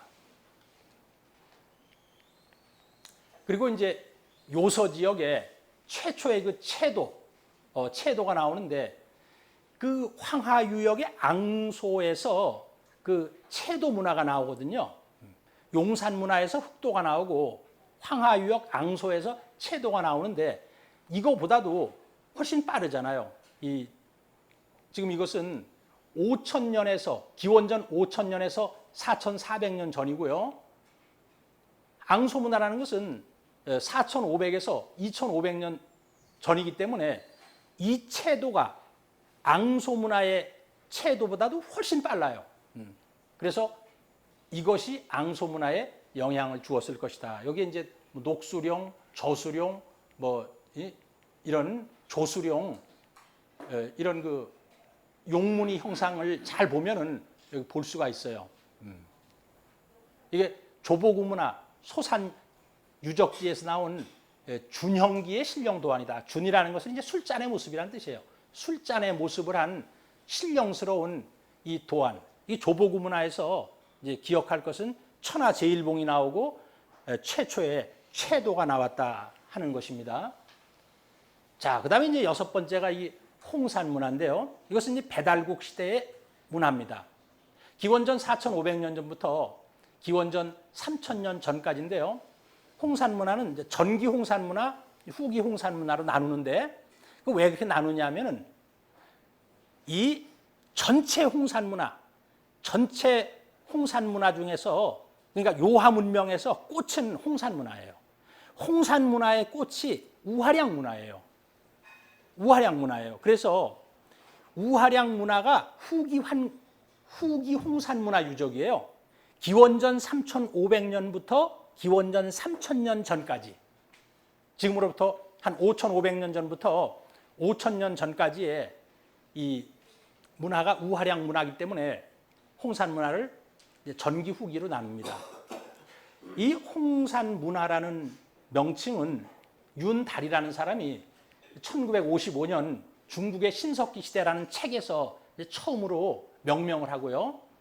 이 협의의 홍산 문화는 1979년 요령성 조양시 객나심 좌이, 줄여서 객좌현 동산취촌에서 대형 재단 유적인 동산취 유적, 그 다음에 중국 사람들이 비너스상이라고 하는 이렇게 배가 불뚝 나온 여신상, 이런 것이 이제 최초로 발굴이 되고요.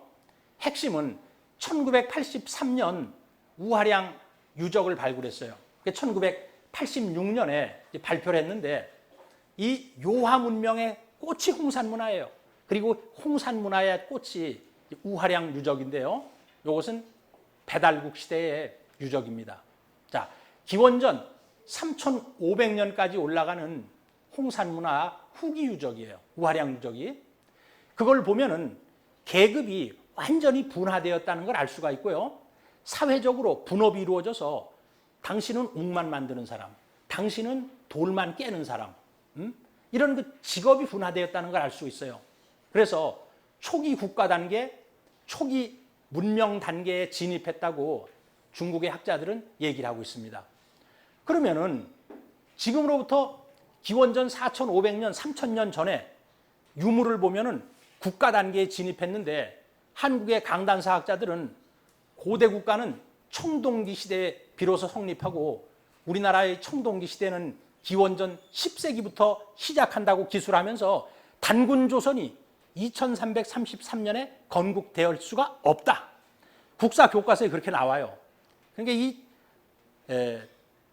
우리 입장에서 보면은 참 그 일제 식민 사학에 그걸 계승해 가지고 우리 역사 상고사를 부정하고 말살하고 인정을 하지 않는 이런 강단 사학자들 때문에 대한사랑이라는 것이 결성이 되었고, 그리고 오늘 여러분들과 더불어 제가 이러한 얘기를 하고 있는 것입니다. 중국 사람들은 예제의 기원, 어떤 중국 예법의 기원, 중화문명의 기원이 여기에서부터 시작했다. 그건 뭐예요? 우리 배달국에서 시작했다는 거예요. 중국 사람들은 배달국의 존재를 모르거든요. 우리의 배달국으로부터 중국의 모든 예법과 문명이 시작되었다 하는 그런 의미가 되겠습니다. 자, 이건 이제 우하량 유적인데요. 자, 요게 이제 이게 여신묘가 있잖아요. 여신묘가 제1지점이에요. 고고 공작참, 요것이 이제 제2지점이에요. 그 다음에 여기요. 여기 거대한 금자탑 형태의 축조물. 여기 이제 금자탑이라는 게 피라미드인데 여기에요. 13지점이에요.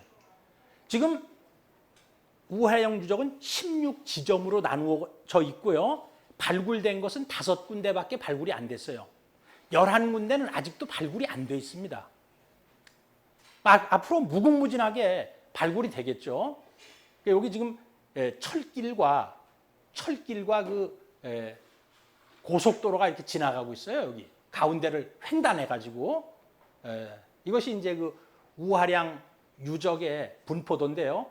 이제 우리가 집중적으로 살펴볼 부분은 여신묘 제1지점과 고고 공작 참이 있는 이 제2지점에 대해서 좀 더 살펴볼게요. 자, 제1지점에는 여신묘가 있었는데요. 이제 묘라는 것은 무덤이란 뜻이 아니고 사당이란 뜻이에요. 여신의 사당인데 여기에 뭐 북쪽 방, 주실, 남쪽 방, 동쪽 방, 서쪽 방, 그 다음에 여기 따로 떨어진 여기 또 방이 또 하나 있었어요. 이제 여기 여신 상이고 여기에 눈을 이렇게 그 구슬을 가지고 박아 넣었어요. 이건 복원한 모습이고요. 자, 주실에는 실제 인간의 3배 크기의 주신 삼위와 2배 크기의 중급신, 그리고 1배는 이제 사람 크기, 등신에 하급신 등 3등급의 여신이 이제 모셔져 있었음이 확인되었다. 그리고 주신의 좌우에는 보조신격으로 흙으로 만든 곰과 매로 보이는 새가 신의 사자처럼 모셔져 있었다. 그러면은 이 곰을 토템으로 하는 부족이었다는 거예요. 그럼 고물 토템으로 하는 부족은 웅족이겠죠. 그리고 이제 새는 요거는 새라는 것은 인간의 뜻을 하늘에 전달해 주는 그런 신의 메신저, 전령사의 역할을 하는 것입니다. 그다음에 이제 제2 지점에는 천단과 적석총 지형인데요. 요것이 이제 천단이에요. 요게 이제 천단이고요. 요게 적석총 무덤이에요. 무덤. 요거는 이제 사각형으로 되어 있어요. 사각형. 그래서 천원 지방 문화의 시작이 여기에서 이제 이루어지게 됩니다. 자, 적석총의 중심 대면은 조금 전에 봤던 그거죠? 적석총의 중심 대면은 계단식 석관묘로 이루어져 있는데 이는 한반도에서 나타나요. 이게 고구려의 적석총, 길림성 집안시 장군총인데 7층으로 되어 있어요. 7층으로. 이건 백제 적석총, 서울 석촌동 3호분인데 이건 이제 3층으로 이루어져 있어요. 그래서 우리나라에서 그 문화를 계승을 하고 있습니다. 자, 이 원형 제천단에 대해서 좀 더 살펴보면요. 원형 제천단, 여기 이제 원형 제천단이고요. 그래서 이게 총묘단이 함께 있어요. 총은 무덤, 묘는 사당, 단은 제단, 천단이에요. 천단.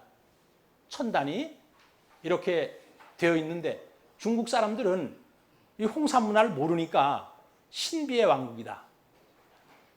배달국 역사를 모르니까 신비의 왕국이라고 표현을 하고 있어요. 자, 요 우하량 유적의 제2지점의 천단, 요 3층으로 되어 있거든요. 그 다음에 이제 네모로 되어 있거든요. 네모. 적석총은. 그래서 이 천왕, 하늘은 둥글고 땅은 이제 네모나다. 천원 지방 사상을 보여주고 있습니다. 지금 중국의 북경을 가면은, 북경의 천단 공원을 가면은 이렇게 이게 원구단이거든요. 원구단. 요것도 3층으로 돼 있어요. 3층으로. 우리 아까 천단도 3층으로 돼 있어요. 3층으로. 똑같아요. 그 다음에 이제 바깥에는 사각형으로 돼 있잖아요. 이렇게. 사각형으로. 그래서 이 가운데는 천원, 바깥에는 지방으로 되어 있는데 이런 중국 명나라, 청나라 때 만든 천단공원의 유적의 그 근원도 홍산문화, 우하량 유적에서 뿌리를 두고 있다는 겁니다. 그래서 이 천원지방 문화의 시작이 홍산문화로부터 시작된다는 것을 확인을 할 수가 있습니다. 적석총을 한번 봤어요. 적석총을 봤더니 이 머리에서 발끝까지요. 한 20여 점의 옥기로 치장을 한 이런 유골이 발굴이 되었어요. 이게 우하량 제2지점 1호청 21호묘인데요. 그렇게 해서 이제 계급이 분화되었다는 걸 어떻게 아느냐면은 여기선 20여 점이 나왔잖아요. 어떤 사람은 한 5점, 어떤 사람은 없어요. 옥기가. 그러니까 분명히 신분의 구분이 있었다는 거예요. 아마 이 사람은 임금이었던 것 같아요. 이렇게 20여 점이 나왔다는 걸 보면은 이건 최고의 신분이었던 사람 같다. 이렇게 생각이 들고요. 재미있는 것은 여기 요것이 있어요. 요거는 상투를 틀고 상투를 고정시키는 옥고라고 하는 겁니다. 이 옥고. 그러면은 이 홍산문화 사람들이 상투를 틀었다는 거예요. 그럼 상투를 틀은 민족은 중국 민족이 아니라 이건 우리 민족이라는 거예요. 자, 삼원구조의 원형 천단. 아까 그 중국 북경에 있는 천단도 3층으로 되어 있었는데 이것도요. 1단, 2단, 3단. 3단 구조로 이루어져 있어요. 3단 구조로. 그리고 이제 이걸 복원을 했는데 여기 이렇게 밑에가 뻥 뚫렸어요. 통형관으로 이렇게 쫙 둘렀어요. 통형관으로. 그래서 이제 사람들이 연구를 했어요. 왜 저기다가 통형관으로 삥 둘렀을까? 뭐 사람마다 구구하죠. 어떤 사람은 하늘과 땅이 연결되어 있기 때문에 저런 통형관으로 주기를 장식했다. 어떤 사람은 그런 얘기하는 사람도 있어요. 저기다가 꽃씨를 심었다. 꽃씨를 심어가지고 꽃을 피웠다. 이제 다양한 해설이 나오고 있는데 뭐 정설은 뭐 아직 없는 상태고요.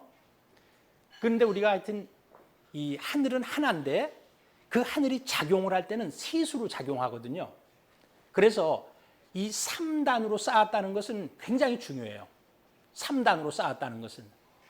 이것은 원이 있으면 원이 하늘이거든요. 지름, 둘레가 있잖아요. 이 지름의 둘레는 몇 배냐 하면은 우리가 3.14배라고 얘기하죠. 3배예요, 3배. 그래서 1은 3으로서 작용을 하게 됩니다. 그래서 하늘이라는 것은 하나지만 뭐 아주 더 구체적으로 얘기하면 하느님은 한 분이지만 그분이 현실적으로 작용을 할 때는 삼신으로 작용을 하기 때문에 이런 3층의 구조물을 만들었다는 겁니다. 자, 제13지점에 그 7층의 거대한 원형 적석 건축물, 이게 이제 피라미드라고 하는 건데요. 피라미드. 중국의 사람들은 금자탑이라 그러잖아요. 이게 이렇게 한 변 정도가 100m라는 거예요. 100m. 굉장히 크죠. 자, 그 다음에 제2지점 4호묘에서 동으로 만든 이제 귀고리가 발견됐어요. 그러면 이게 우화량은 후기 홍산문화거든요. 후기 홍산문화도 기원전 5,000년에서 3,000년에서 3,500이니까 지금부터 5,000년에서 5,500년 전에 구리를 썼다는 거예요. 구리를. 그러면 거기에서 한 발짝 더 나가면 청동기 아니에요.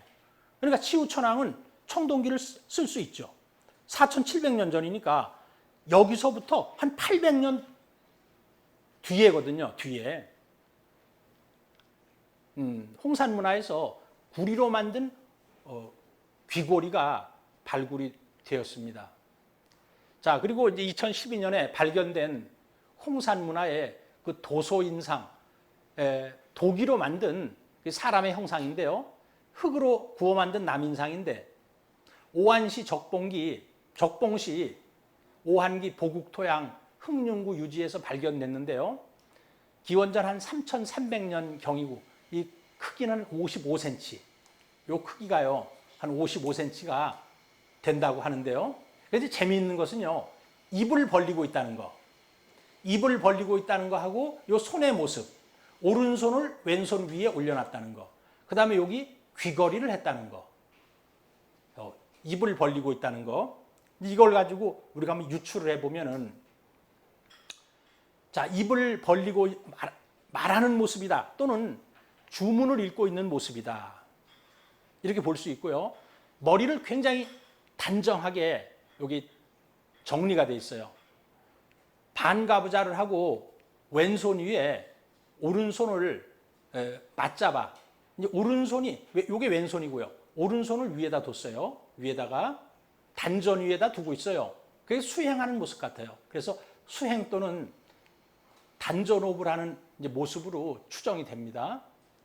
근데 여기는 입을 벌리게 해야 되는데 입을 다물었어요.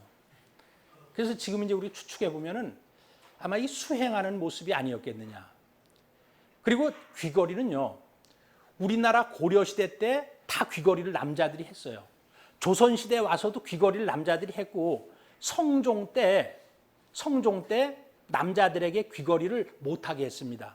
그러니까 이 귀걸이를 했다는 것은 북방민족은 남자들이 다 귀걸이를 했다는 거예요. 그것이 저 홍산 문화에까지 소급이 돼요. 홍산 문화까지. 자, 소하연 문화 7번째. 기원전 3000에서 2000년까지인데요. 오한기 소하연 향에서 발굴됐고요. 그 도기 속에 갑골 문자의 전신인 이 도기에 부호 문자가 있어요. 부호 문자가. 그래서 이런 이제 부호, 소하연 문화 대남구 묘지에서 이런 문자가 출토가 되었습니다. 이 갑골 문자보다도 더 오래된 거예요. 그다음에 이제 마지막 하가점 하층 문화인데요. 이것은 고조선 시대 초기 문화. 지금 하층 문화는 옛날에는 기원전 2000에서 1500까지 하다가 요새는 수정을 해가지고 기원전 2300에서 1600이니까 완전히 고조선의 건국과 일치하고 있어요. 하가점 하층 문화는. 이것은 이 문화의 그 특징적인 것이 석성인데요. 돌로 쌓은 석성이고 이 중에서도 이 칠을 갖춘 석성, 이것이 이제 고구려의 석성으로 이어지는데요. 자, 적봉시 홍산구 초두랑진 삼자점촌에 삼자점 그 석성을 항공 사진으로 찍고요. 이것을 그 평면도로 한번 그려봤어요. 그 특징이 뭡니까? 볼록볼록 나왔거든요. 요것을 치라고 얘기해요. 요것을 치라고 얘기하는데 적을 방어하는 데 있어가지고는 이 치가 굉장히 유리합니다. 근데 중국에서는 이 치가 언제 나오느냐? 당나라 때 나와요. 그것도 우리 거 베껴다가 나오겠죠. 이 치를 만드는 것은 우리 민족이라는 증거가 됩니다.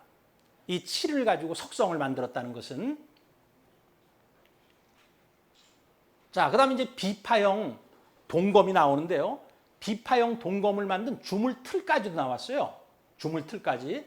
그래서 이 하가점 하층 문화의 대표 유물이 이 비파형 동검인데, 이 비파형 동검은 정말 이 고조선의 표지 유물이에요. 고조선의 표지 유물이고 이 비파형 동검이 나오는 것은 고조선의 영역이거든요. 이게 산동성에서도 엄청 많이 나와요. 그러니까 산동성이 고조선 땅이었다는 거예요. 만주는 말할 것도 없고요. 한반도에서도 다 발굴이 되죠. 그다음에 이제 적석총, 무덤 쌓고 위에다 돌 막 쌓는 거예요. 석관묘, 대형 건물터, 옥기, 삼족토기, 여기 삼족토기, 이게 하가점 하층 문화인데요. 그다음에 여기에 이제 배달국 시대에 이런 옥검이 있었다는 거예요. 그래서 단군 조선의 비파형 청동검은 배달의 그 비파형 옥검을 계승한 것이지 단군 조선 초기에 갑자기 출현한 것이 아니다. 이렇게 자 말씀을 드릴 수 있고요. 그래서 이제 다 얘기를 했지만 이 홍산 문화가 우리 문화라는 제가 10대 근거를 제시했어요.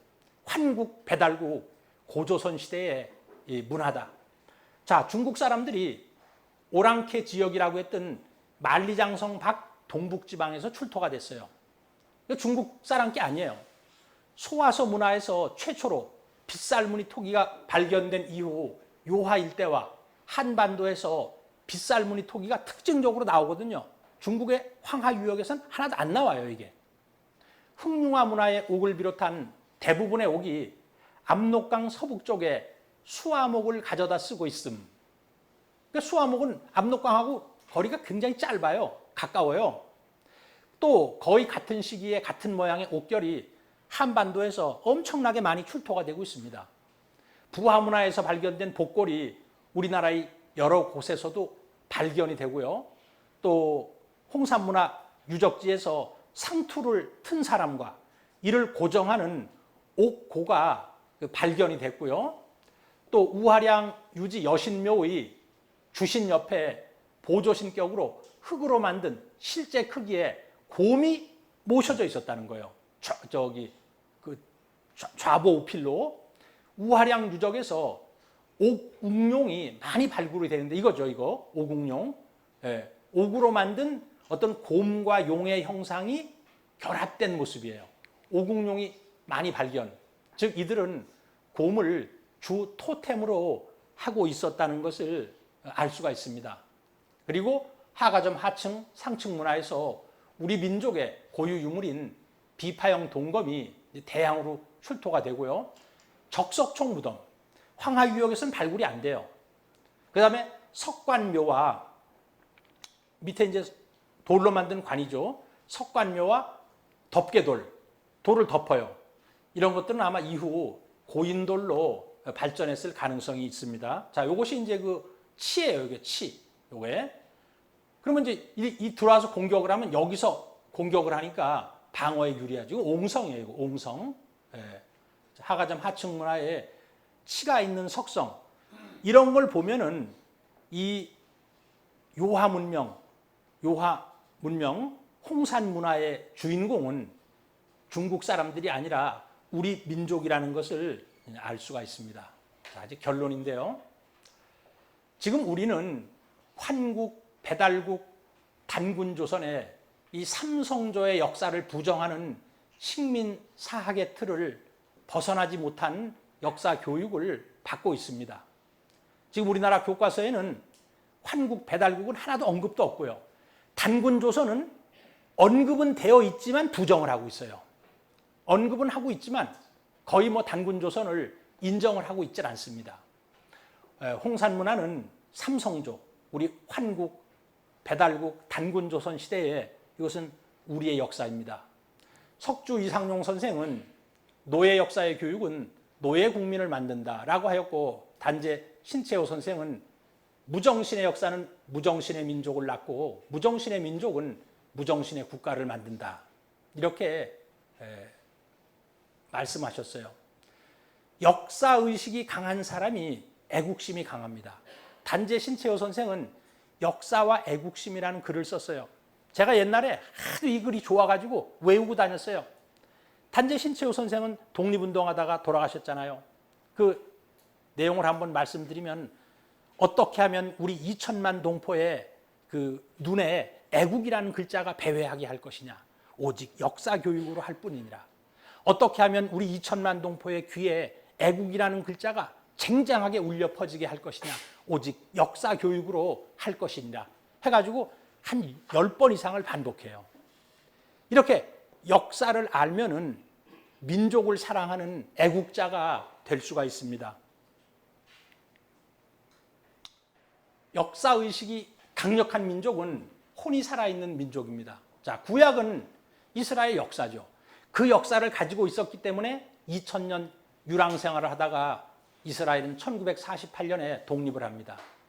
민족의 역사의식이 강했고 주체의식이 확립되었던 고구려 백제의 대진국에서는 국가 부흥운동이 일어났지만 사대주의에 빠지고 역사의식이 약했던 신라에서는 부흥운동이 일어나지 않았습니다.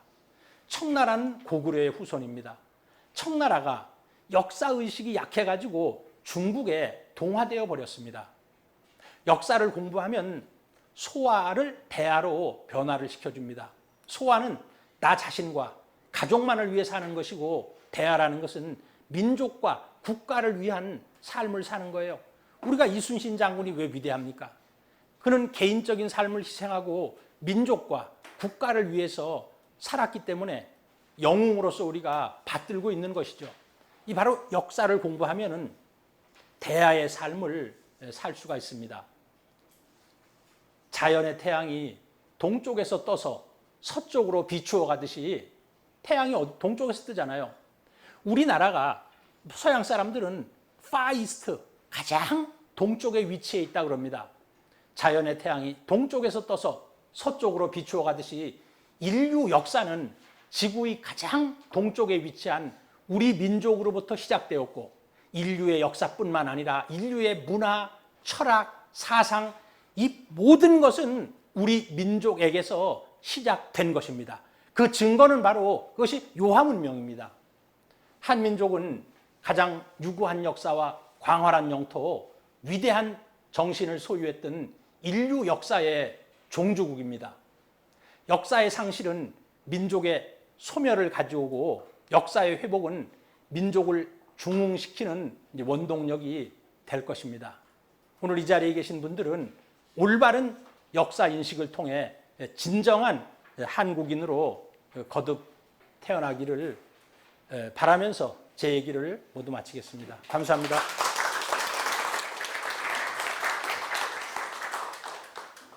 질문 하나 해보겠습니다. 네, 어김없이 질문을 또 하는데 한 가지만 받을까요? 네. 그래. 예.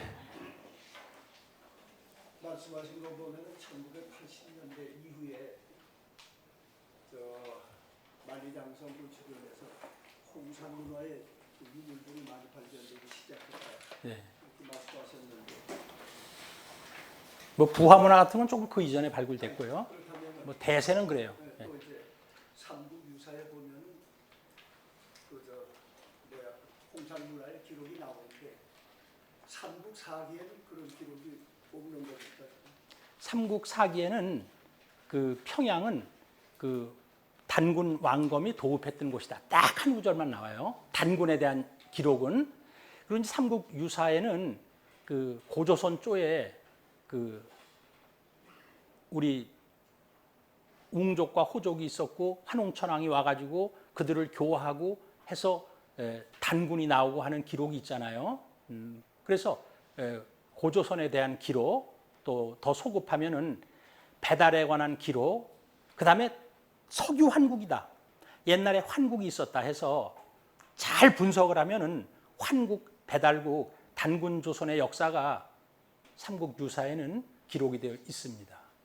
그렇다면 정사를 기록하고 있는 삼국사기에 홍산 문화가 우리의 뿌리, 그게 기록이 안 되고 있다는 건 근데 이제 홍산 문화는요, 1980년대 이후에 나온 거고, 그건 이제 삼국사기는 1145년에 고려시대 때 나온 거니까, 이제 그거는 삼국, 말 그대로 삼국사기니까 삼국의 역사만을 이제 기록을 했는데요. 물론 그 어떤 김부식이라는 사람이 주체의식이 강했으면은 기록을 하다 보면은 삼국의 역사를 기록하다가도 얼마든지 고조선 배달국 시대 역사를 기록할 수 있거든요. 곁들여 가지고. 그런데 기록을 하지 않았어요. 그러니까 안 했다는 건 역사학자로서 기록에 책임을 지고 있는 사람으로서 말이죠. 이게 진리가 아닌가 이렇게 얘기해 볼 수가 있어요. 김부식은 그래서 삼국사기는 사대주의 사상에 물든 김부식에 의해서 왜곡 잘못 기록되었다고 얘기를 하고 있어요.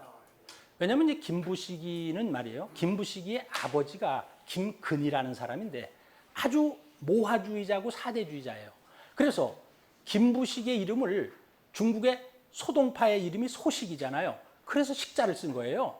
그 동생은 그 소식의 동생 소철의 이름을 따다가 김부철이라고 지었어요. 그러니까 아예 그 김부식의 아버지 때부터 모화 사대주의 사상이 흐르고 있던 집안이에요. 죄송합니다. 하나만 더 하겠습니다. 홍산 문화가 말이죠. 이제 근거지가 그 만리장성 부근이라는 건 이제 동북쪽. 네, 나와 있지 않습니까? 예. 그런데 이제 그 시대의 변화, 뭐 기후의 변화 이런 거로 해서 대이동을 해서 예. 이제 백두산으로 와가지고 그렇죠. 풍산, 우사, 뭐 네. 3,000명의 개척자를 데리고 와서 아사달에 이제 신시를 베풀었다. 이렇게 나오잖아요. 네. 그러면은 그 당시에 그 드넓은 중국의 대립을 왜 버리고 그쪽 저 백두산 쪽으로 왔는지 어떤 중국 쪽에 견제 세력이 있었던 건지 홍산 문화가 그쪽으로 가지 못한. 그것은 이제 환단고기를 보면은 그 해 뜨는 곳을 향해서 왔다고 생각을 해요. 우리 민족은 해 뜨는 곳을 향해서 왔고 그 근처에서 가장 높은 산이 백두산이에요. 중국의 반고라는 사람은 서쪽으로 갑니다. 그래서 이제 중국 민족의 시조가 됩니다. 아마 이쪽으로 온 것은 아마 그런 그 광명을 찾아서 오지 않았을까 이런 생각이 듭니다.